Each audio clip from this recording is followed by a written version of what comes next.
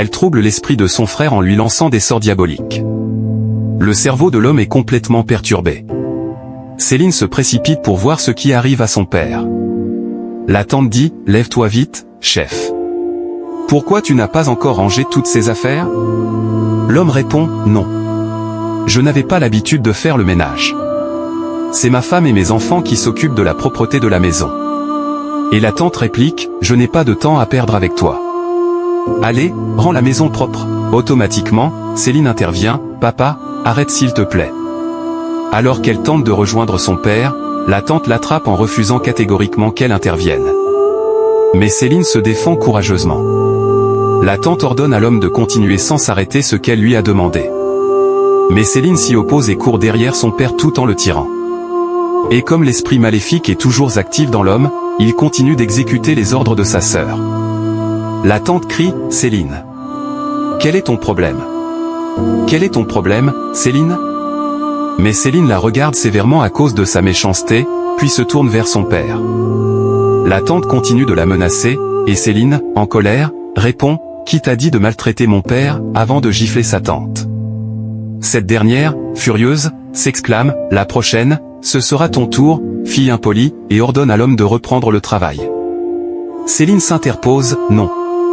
Non, tu ne bougeras plus, papa. » La tante commence alors à prononcer des paroles maléfiques pour ligoter verbalement l'homme, mais Céline s'énerve contre elle. La tante menace « Je vais te transformer en hibou. » Et Céline répond « Tu es très, très petite devant mon Dieu. » Blessée dans son orgueil, la tante se lève et dit « C'est moi qui suis petite ? Vraiment. Ta vie est fichue. Je suis désolée pour toi. » Malgré les supplications de l'homme, elle se retourne contre lui avec des paroles blessantes, ce qui pousse Céline à dire « Ton plan a échoué. » La tante se tourne vers Céline avec une colère démoniaque et dit « Toi, tu vas me montrer ta force aujourd'hui. On dirait que tu es folle, possédée d'un mauvais esprit. » Céline lui répond fermement « C'est toi qui es Satan, un démon, et même une bête. » L'homme, de plus en plus effrayé, ne fait que demander pardon. Malgré ses efforts, il est incapable de maîtriser sa fille Céline.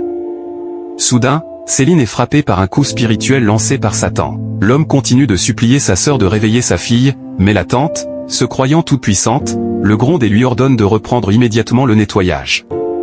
Ô Jésus-Christ! Céline se réveille brusquement et s'oppose catégoriquement à sa tante. Tu ne connais vraiment pas Jésus-Christ. Et la tante réplique, c'est plutôt toi qui ne connais pas Jésus-Christ, sinon tu ne serais pas tombée, sale fille. Céline s'attache à la main de son père lorsque la tante se met à crier sur lui. La tante ordonne à nouveau à l'homme de reprendre le nettoyage et s'en prend encore à Céline. Peu importe la question qu'elle pose, Céline lui répond avec calme et fermeté, ce qui énerve encore plus la tante. Elle frappe à nouveau Céline avec sa puissance démoniaque.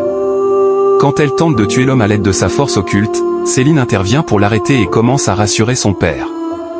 Lorsque la tante essaie encore de lancer un autre sort, Céline murmure à l'oreille de son père. « Ne t'inquiète pas, il ne se passera rien. Calme-toi. » Et effectivement, le sort ne fonctionne pas.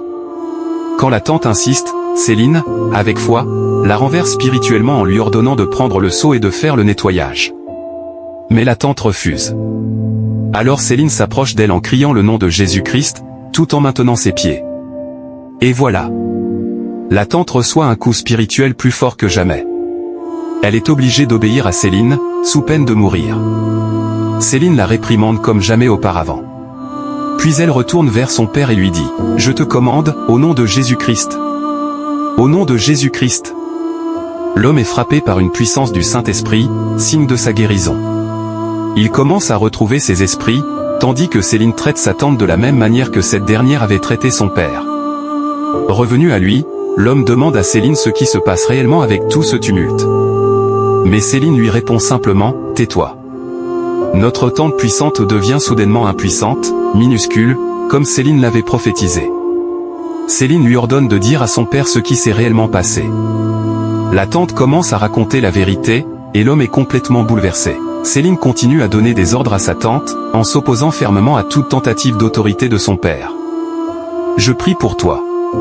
Que toute personne, ami, oncle, tante, femme, enfant, gendre, neveu qui se lèvera contre toi, contre ton destin, contre ta gloire, pour quelque raison que ce soit, soient neutralisés au nom puissant de Jésus-Christ. Que le sang de Jésus-Christ te couvre aujourd'hui et pour toujours. Abonnez-vous pour d'autres vidéos de gloire, et n'oubliez pas de liker.